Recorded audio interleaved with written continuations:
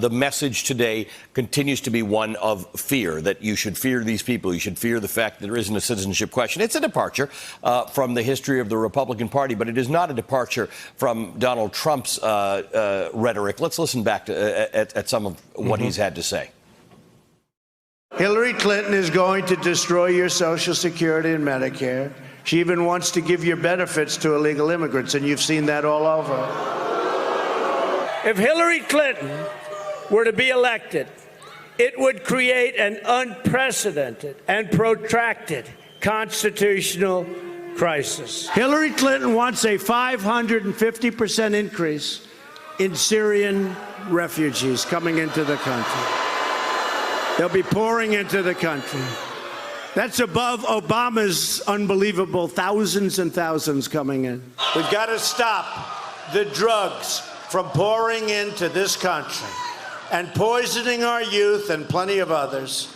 And it's a tremendous epidemic like we've never had before. This American carnage stops right here and stops right now.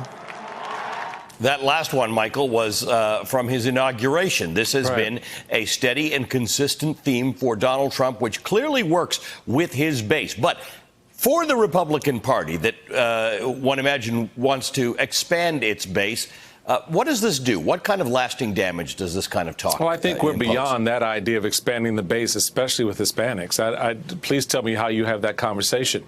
How do you talk to someone in the Hispanic community while they have a relative, a friend, a colleague, or someone that they've known for a long time who suddenly gets caught up in this weekend's raids and is no longer here? How do you have that conversation with someone whose family was trying to immigrate here because of political and other economic pressures at home, but their children are now sitting in cages along the border? So, you know, if you've got a secret conversation that you want to have it. Good luck. I just don't see it playing out that way. Yes, you know, Donald Trump got a sizable chunk of the Hispanic vote in 2016, but that was before all of this.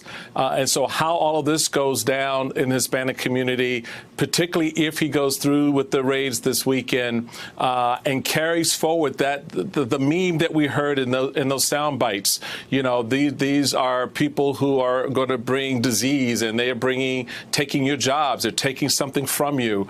They're a threat to your community.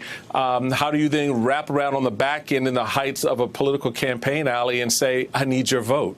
Joyce, I'm an immigrant to this country, and in fact, I'm an immigrant to the last country that I went to as well. So to me, the association with immigrants and lawlessness is troubling. But to the extent that Donald Trump has created that impression amongst people, how do Democrats push back on that without falling victim to what he continues to say about being fans of open borders and in fact, encouraging lawlessness by not wanting to round up people who have been scheduled for deportation?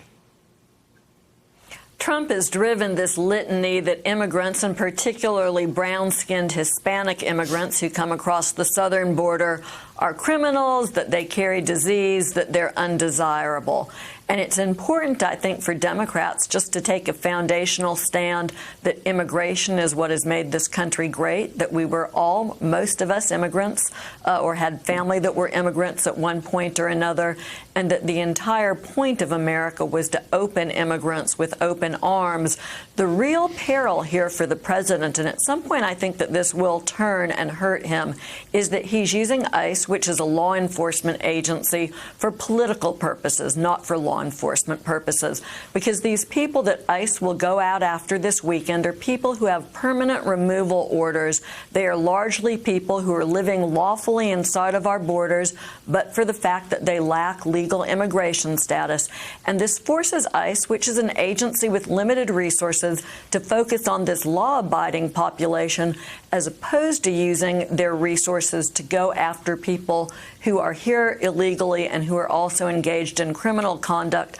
I know where the ICE agents would rather be, and it would be focusing on criminals And sooner or later, that failure of priorities in this administration will come home when we see someone who's here illegally, engaged in criminal activity, not sought after by law enforcement because they're going after low-risk people. Franco, to the extent that you commented on the imposition of fear, the idea that this is all meant to send, whether it's a citizenship question or it's the signaling of these raids, it is all meant to send a signal to anybody who is in the United States undocumented that we are coming for you. Despite the setback on the citizenship question today, is Donald Trump succeeding on this front?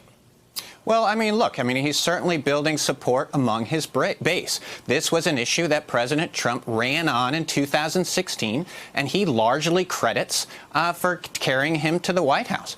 And on the flip side, Democrats are also using this issue to kind of bolster their base. All the Democratic candidates, as we heard in the debates, are almost largely talking on this issue and saying that they are going to cut back in enforcement. So this is an issue that is going back and forth. Both sides are really using it to build support among their base, and it's really becoming an issue that we're going to hear a lot more about. Hey there, I'm Chris Hayes from MSNBC. Thanks for watching MSNBC on YouTube. If you want to keep up to date with the videos we're putting out, you can click subscribe just below me or click over on this list to see lots of other great videos.